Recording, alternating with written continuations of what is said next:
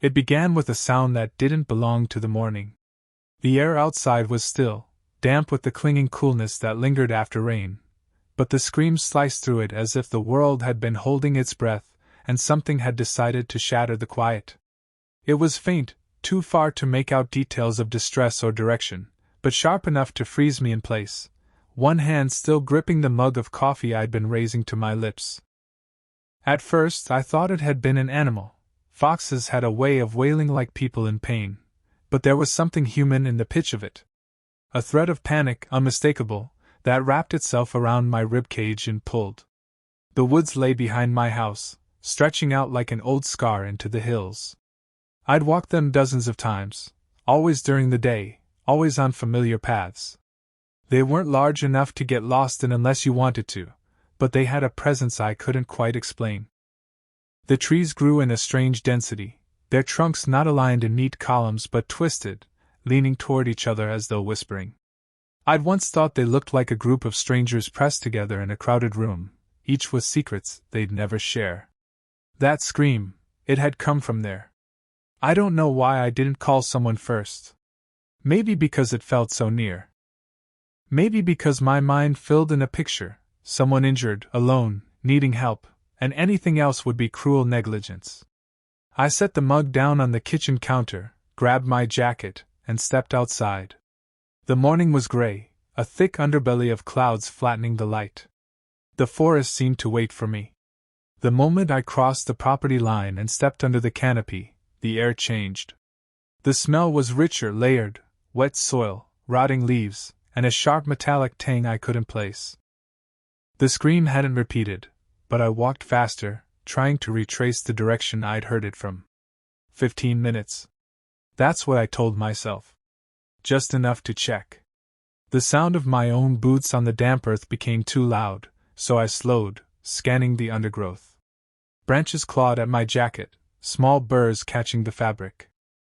I passed familiar markers, a leaning birch, a cluster of rocks shaped vaguely like a broken jaw, but each looked subtly wrong, as though something had shifted about them in my absence. And then, the light changed.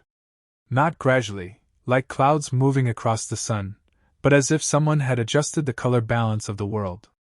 The greens became too deep, the shadows thicker, swallowing detail. My breath clouded even though it hadn't been cold enough for that a moment ago. A sound emerged ahead, not a scream this time, but a low, rhythmic groan, like wood straining under weight. It made me think of a beam slowly splintering. I followed it until the trees opened into a small clearing I didn't recognize. At its center stood something impossible. A tree, or at least it had the shape of one, but its bark was pale and smooth, almost like skin.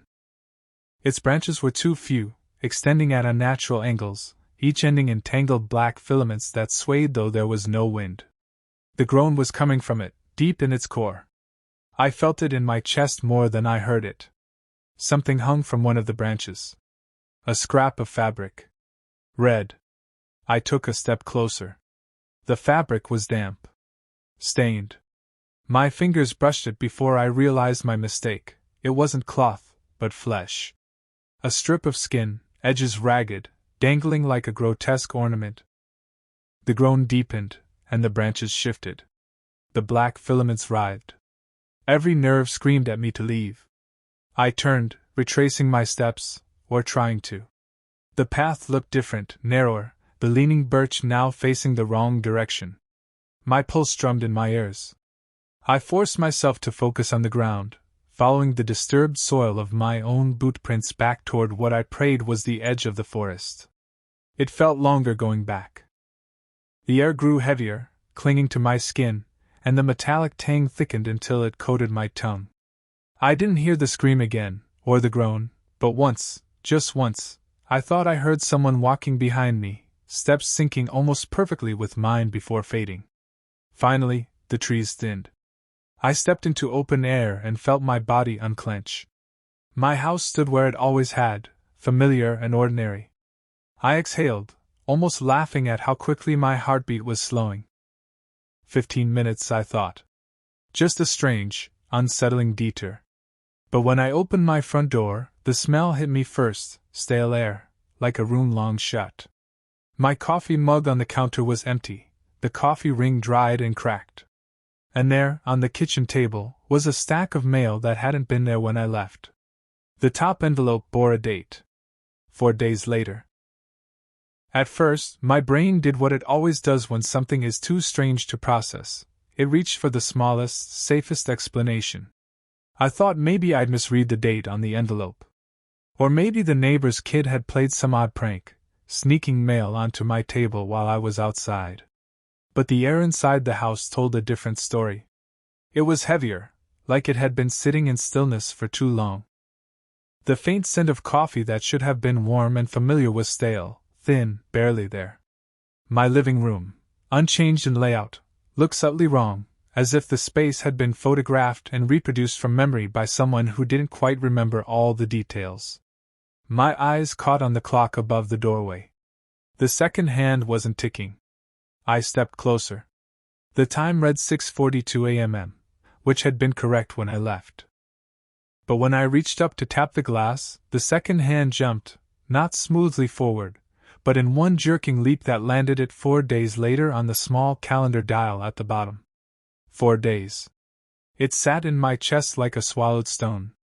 I backed away, my mind grasping at the absurdity of it. There was no way. I'd been gone 15 minutes. 20 at most. The phone on the counter was dead. Not out of battery, dead, like something inside had been erased. I pressed the power button over and over, each click a little louder in the stillness. Then I saw them, shapes in the dust on my kitchen floor. Not footprints. Not exactly. But the outline of something that had been standing there, perfectly still, in more than one place. The marks were faint, smudged, as if whatever made them had been barely solid. I found myself glancing toward the back door, expecting it to be open. It wasn't. But I could feel the woods beyond it, as if the tree with the black filaments was only a step away, waiting. Did I bring it back with me? Or did I never actually leave it? The thought clung like cobwebs, sticking to the edges of reason. I wanted to believe I was just disoriented, maybe sick, that I'd collapse on the couch and wake to find everything explained by a fever or a dream. But my body didn't feel sick, it felt primed. Every nerve alert. The way you feel after stepping out of water that was too deep, lungs still recovering from the pressure. I walked from room to room, searching for evidence that time had passed without me. In the bedroom, my bedsheets smelled faintly of mildew. The water in the bathroom tap ran warm before it ran cold, as if the pipes hadn't been touched in days. On the nightstand, a small glass of water I'd left days earlier was gone, replaced by an identical glass filled only halfway. That stopped me cold. Someone, or something, had been here. I sat on the edge of my bed and listened. Really listened. And that's when I realized the house wasn't quiet. There was a faint sound, almost inaudible, coming from the walls. A low creak, a slow rhythm, like wood straining under weight. The exact sound the pale tree had made. The longer I sat, the more the air seemed to thicken. My skin prickled. Shadows near the corners of the room didn't look like shadows. They had a kind of depth, as though they were holes punched through the world, leading to something darker. I caught myself staring too long into one near the dresser before jerking my gaze away, heart thudding. I told myself I needed to check the outside, see if anything around the property looked different, make sure the woods weren't somehow closer than they should be. But when I reached for the front door handle, the metal was cold. Not cool from the weather cold, but the kind of cold you feel when touching something that's been kept in darkness for a long, long time. I opened the door anyway. The world outside looked mostly the same. But the sky was wrong. Too flat. No depth to the clouds, as if they'd been painted there. The wind was absent. And the tree line at the edge of the yard looked denser than it had before, branches leaning toward the house like they were listening. I took one step out onto the porch, and the air shifted. The smell hit me again, that sharp metallic tang, stronger now.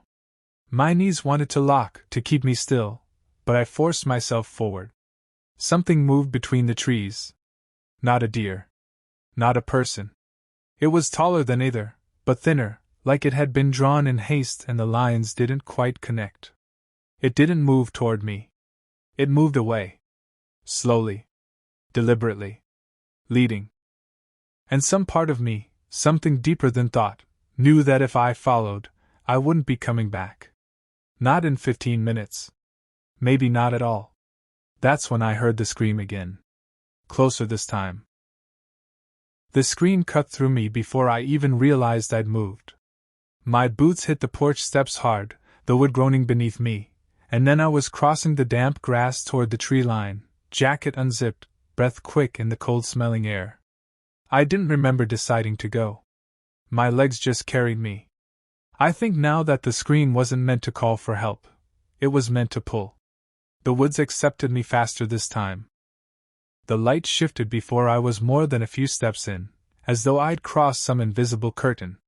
The pale greens of the leaves deepened until they were almost black, and the sky became a dim smear of gray through the canopy. The sound was ahead of me, steady now, too steady. It repeated every 10 or 12 seconds, the exact same pitch and length each time. Like a recording on loop. My skin tightened with the realization. Still, I followed. The trees didn't look quite the same as they had during my first walk. They leaned closer, and the branches tangled overhead into shapes that suggested faces, watching. My boots sank a little into the soil with each step. It felt less like dirt and more like a damp sponge, giving under my weight. The scream grew louder, but never closer, as though I was walking toward it in a space that was stretching to keep the distance the same. My sense of direction blurred. I was sure I'd turned twice in a full circle, but the path kept unfolding ahead, narrow and dark. Then I saw the first one. At first I thought it was a tree. Tall, narrow trunk, pale bark. But then my eyes adjusted and I saw the curve of a shoulder, the faint impression of arms pressed tight against its sides. Its bark was skin, gray and taut, and where a face should have been there was only smooth flesh, featureless. It didn't move. Didn't sway like the others. But I knew it was aware of me. I tried to pass it without looking too long, but the air changed as I drew level. The smell was sharper now, metallic, but also faintly sweet, like rotting fruit. And from somewhere inside that still body, I heard a sound, a faint groan, the exact pitch and rhythm of the tree I'd seen in the clearing days, minutes, ago. I kept walking. They began to appear more frequently, figures half embedded in the soil, their roots merging with the undergrowth. Some were thin and young, others thicker, their skin splitting in deep cracks like old wood. None had faces. But all of them leaned slightly, in my direction, as if the pull of my presence bent them without thought.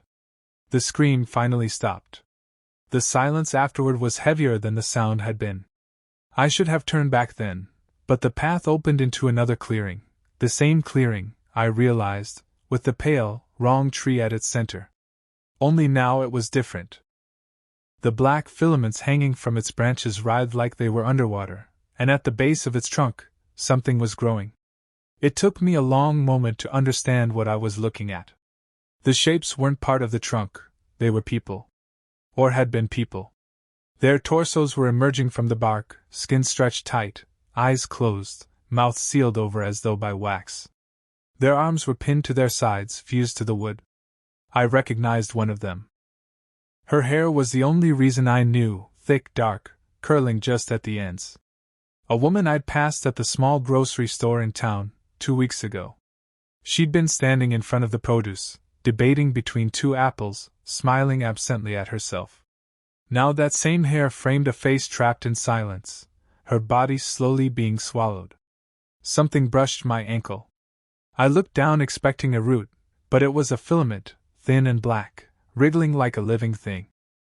It pulled away before I could kick it, disappearing into the soil. And then every figure in the clearing turned toward me. Not all at once, not sharply. It was slow, deliberate, a leaning of trunks and tilting of heads until they were all angled in my direction. I felt their attention like heat against my skin. The groaning started again. Louder this time. Coming from every one of them. I stepped back, my breath shallow, my eyes fixed on the pale tree as I turned. The path behind me was there, but narrower, closing. Branches hung lower than they had before, their tips almost brushing my face. I started walking. Fast. The groans followed. Once, just once, I thought I felt fingers close around my wrist, but when I looked down it was only a twig, snapped in my grasp. It took forever for the light to change back. When it finally did, when I stumbled out into my yard, my lungs felt like they'd been wrapped in cold cloth. The grass looked wrong again, like it had been pressed flat in places by shapes I didn't want to imagine. The front door stood open. And somewhere inside, the groan was waiting. The open door wasn't swinging in the wind. It stood perfectly still, as though it had been waiting for me to arrive. I stepped over the threshold slowly, the way you do when you're expecting to find an intruder inside, leaning forward just enough to see around corners before committing your weight to the floor. My breath fogged faintly in the air. I didn't remember it being this cold when I left. The smell hit me almost immediately. That same metallic tang, but sharper now, edged with something fungal. The scent of the woods was inside. The living room was darker than it should have been. My curtains were open, but the light from outside felt weak, pale, almost as if it had lost its warmth before it entered the house. The furniture was where I'd left it, except for the armchair. It was angled slightly, turned toward the doorway as if it had been watching for me. The groaning was louder now. It wasn't coming from the walls anymore. It was coming from upstairs. My throat tightened. Every sensible thought screamed at me to leave the house entirely, to get in my car and drive until I couldn't see the tree line anymore. But I couldn't shake the feeling that leaving wouldn't help, not if the woods had followed me here. The stairs creaked under my weight, but the sound didn't seem to echo in the usual way. It felt absorbed, swallowed, as though the walls were listening. Halfway up, the air became thicker, almost humid, the kind of moisture that clings to skin and makes you feel like something's crawling over you. The groaning stopped. Silence pressed in, so complete I could hear the faint thud of my own heartbeat in my ears. Then, footsteps. Slow. Measured. They came from the far end of the hallway. I turned the corner, and that's when I saw it. It was me. Same height. Same build. Same jacket I'd been wearing when I first left the house.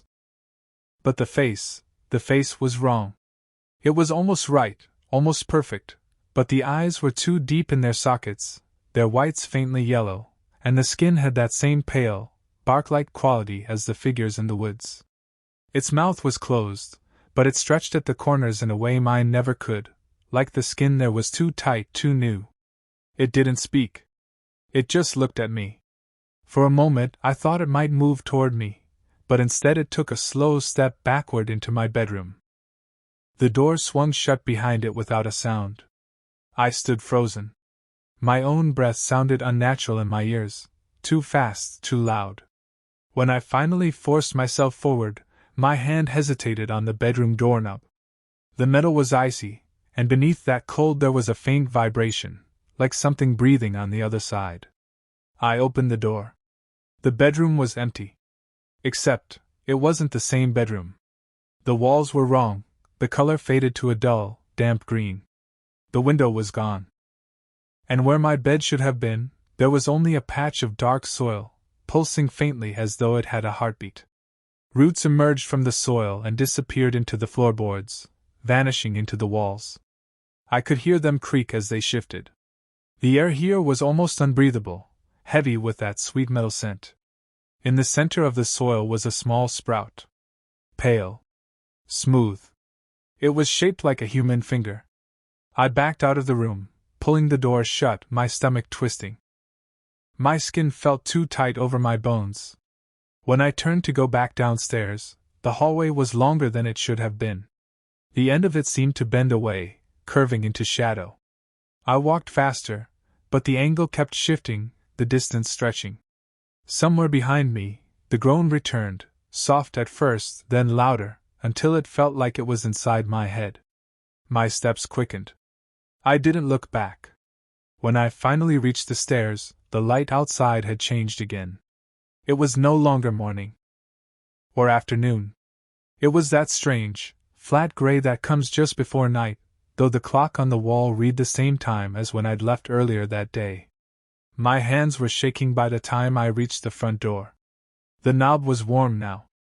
I stepped outside, pulling the door shut behind me. The woods were closer. I swear they were closer, trees leaning in, their branches reaching a little farther over the lawn. And in the space between two trunks, I saw the pale version of myself watching, its head tilted in quiet patience. It didn't move when I saw it. It didn't need to. Because I knew it could wait. And deep down, I already understood that sooner or later, I'd be back in the forest again. For the rest of that evening, if it was evening, I tried to keep the house lit. Every lamp on, television playing static just to drown out the quiet.